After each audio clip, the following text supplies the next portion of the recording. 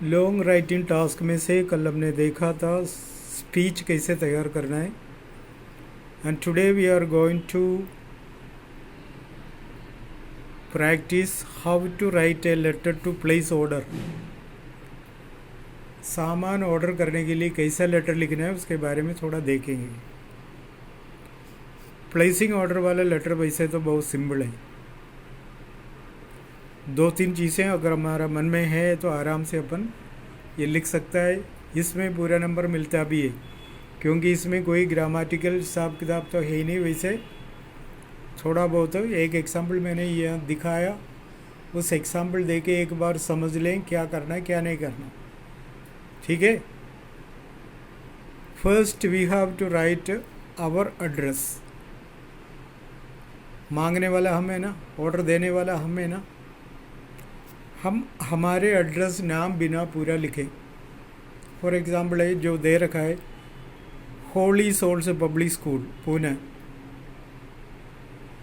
वो पुणे वाला कोई माल ऑर्डर कर रहे, हम भी हमारे हिसाब से हमारे एड्रेस किसको जो चीज़ खरीदना है उसका एड्रेस दें।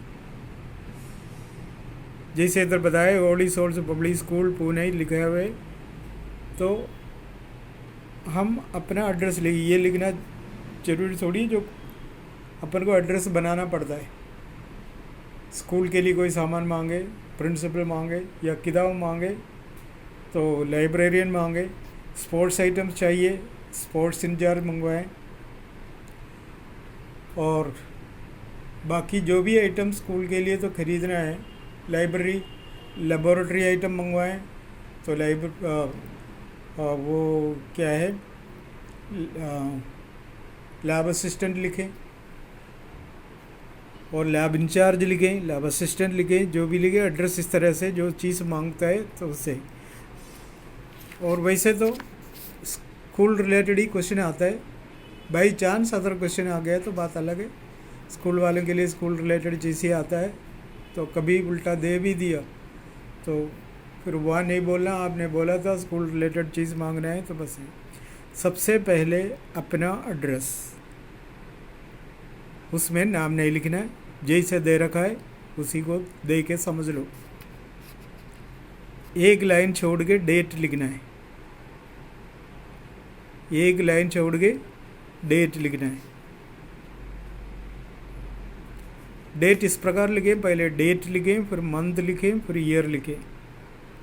मंथ का पूरा स्पेलिंग चाहिए, तो मैंने कल भी बोला था जिसको स्पेलिंग आते नहीं है संडे मंडे और जनवरी फरवरी का तो सीख ले। 11वीं तक इंग्लिश मीडियम में पढ़ गया है, संडे मंडे जनवरी फरवरी का स्पेलिंग नहीं आया तो सबसे शर्म की बात है। तो पहले स्पेलिंग सीख लो सब।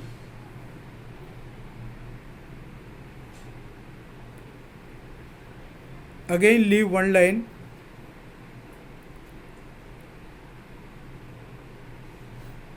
जिससे आपको सामान ऑर्डर करके ख़रीदना है उसका एड्रेस लिखो। कुछ एड्रेस अपन को आना है। Suppose there is no address in the question, we have to frame something.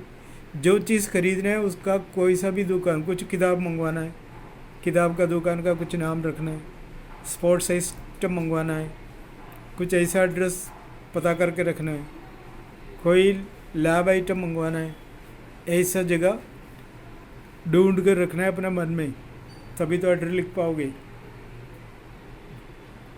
खुद तो सर्चिंग करो। ज़रूरी नहीं है कोई मतलब अपने के नाम देता है वो दुकान का, अपने के नाम दे दिया, जगह दे दिया, वो ज़रूरी नहीं है एक्यूरेट जगह है। अपन को फ्रेम करना है, एक एड्रेस फ्रेम करने सीख लो।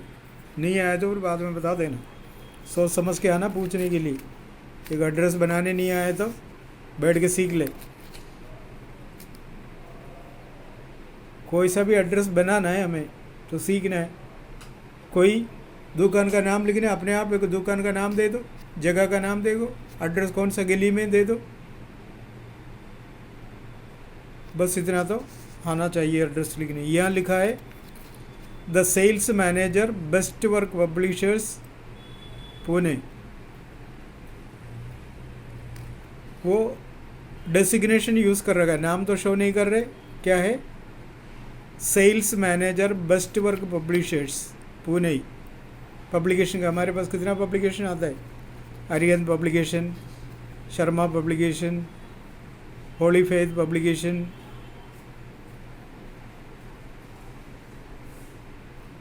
MBD पब्लिकेशन, गोल्डन पब्लिकेशन, बहुत सारे आते हैं ना, तो कोई सा भी मन में रख दो।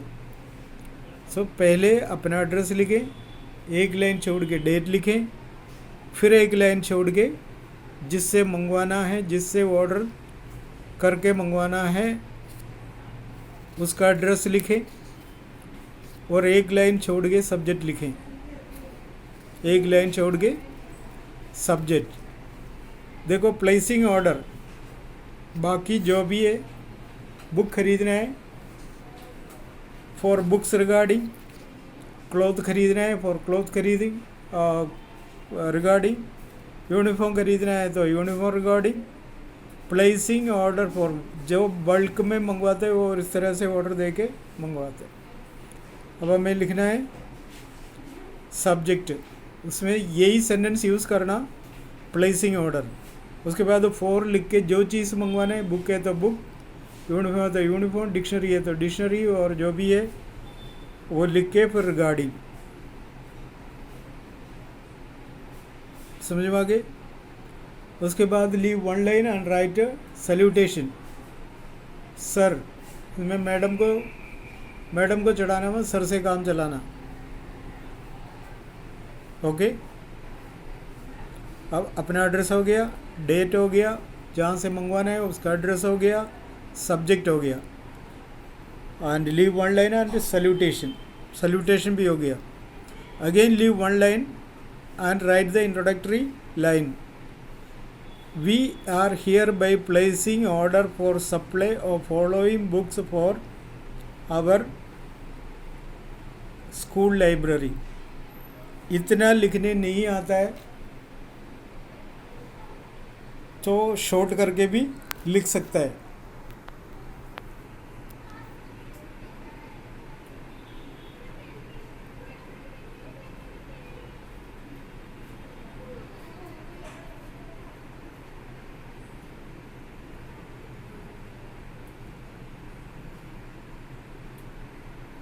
We are hereby placing order for supply of the following books for our school library।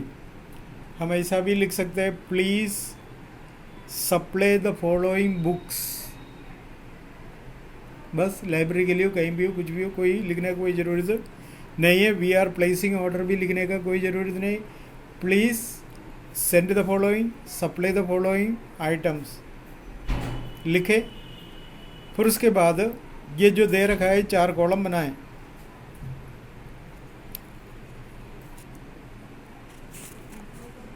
एक में सीरियल नंबर, दूसरा आपको जो किताब चाहिए उसका नाम, ऑथर का नाम आता है तो लिखना, नहीं है तो नहीं लिखना, पब्लिशर का नाम आता है तो लिखना, नहीं लिखना, लेकिन ये दोनों में से एक तो लिखना है, और उसके बाद क्वांटिटी। इस तरह से 4 कॉलम बनाएं। आपको जो किताब चाहिए कम से कम 5 तो लिखें, और इसमें कम शो कर रखे हैं, अपन थोड़ा ज़्यादा मंगवाएं, है समझ में? और इस तरह से serial number, name of book लिखना कोई ज़रूरी नहीं, नेम इतना लिखो बहुत है। अगर ऑथर पब्लिशर होता तो अच्छा है, क्योंकि वो ही बुक मिलेगा। अगर वो लिखना नहीं चाहे तो वो भी छोड़ दो, क्वांटिटी तो लिखना ही लिखना है। और इस तरह से कुछ बुक का नाम लिखो।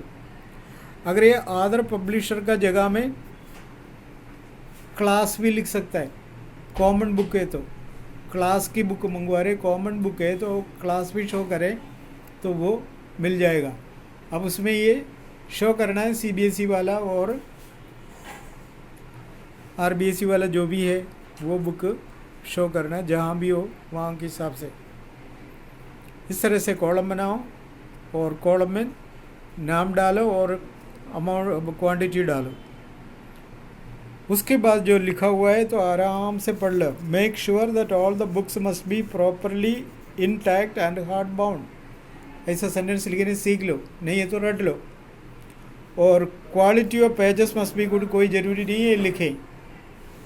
There should be no torn और मिसिंग पेजेस, ये तो हम लिख सकता है। Allow us 50% discount admission for educational institutes, लिख सकता है। जो एजुकेशन संस्था के लिए आप जो छूट देता है वो हमें भी दे, जो भी परसेंटेज है वो। Payment will be paid by cheque, आजकल ऑनलाइन भी हो गया, NEFT भी हो गया, आप जिसके थ्रू कैश तो होते ही नहीं, और वो भी आप शो कर सकते हैं। Kindly ensure the delivery of the order before 31 January for year, जो भी लिखना है। जनवरी की कोई बात ही नहीं आ रहा है। जनवरी में आने के बाद फिर मार्च में परीक्षा है तो क्या पढ़ें, तो मई जून में दे दो ऑर्डर, क्यों आप मार्च लास्ट में दे दो। CBSE के हिसाब से तो अप्रैल में स्कूल खोल रहे हैं, हमें तो किताब चाहिए तो अप्रैल में स्टडी करने के लिए, तो अप्रैल में मंगवा दो, कम से कम मई जून में मंगवा दो, अप्रैल में नहीं मंगवा सकता। तो इस तरह से मैटर तैयार करना।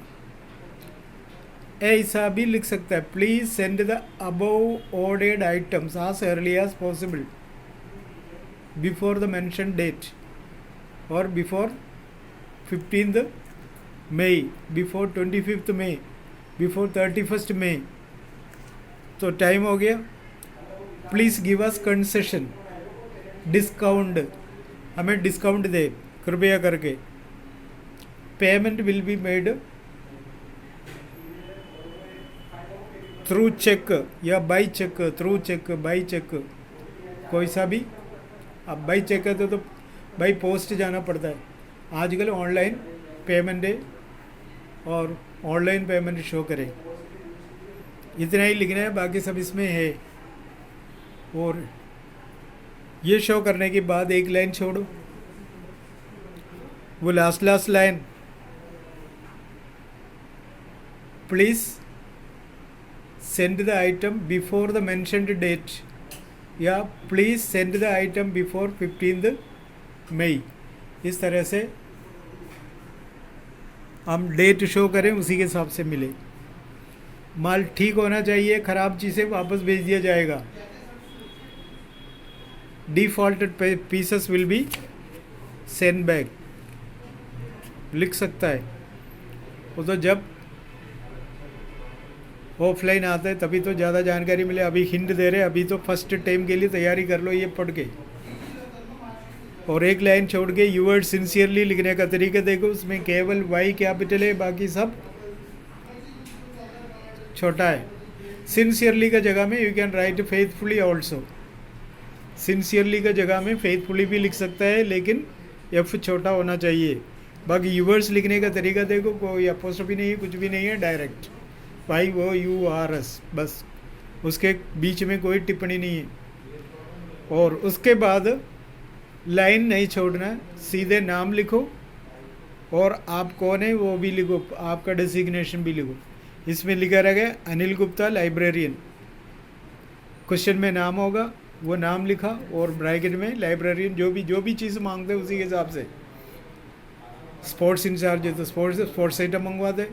और ये इस तरह से एक लेटर है प्लेसिंग ऑर्डर के लिए। अब सबसे सिंपल लेटर तो यही है, इसमें ज़्यादा कुछ देखना नहीं, no grammar section, nothing is there, simply order the item and demand the item, that's all. उसमें placing order for books regarding लिखा, सैल्यूटेशन दिया, please send the following books as early as possible, हो गया। फिर list तैयार करके serial number, name of book, author वाला मैंने बताया, उसके जगह में क्लास भी लिख सकता है। और क्वांटिटी जितना चाहिए, क्वांटिटी थोड़ा ज़्यादा मंगवाएं, स्कूल के लिए मंगवाएं, 10 बुक क्या करेगा पूरे साल के लिए, इसलिए थोड़ा ज़्यादा मंगवाएं, थोड़ा वेट भी होने दो। और इस तरह से 100 मांगो, 125, 200, जैसे स्कूल का स्ट्रेंथ है उसी के हिसाब से। उनको थोड़ी पता है हमारा स्कूल का स्ट्रेंथ क्या है क्या नहीं, तो दिल खोल के मांग सकते हैं कितना चाहिए, कम मांगते हैं कंजूस, ऐसा नहीं होना चाहिए।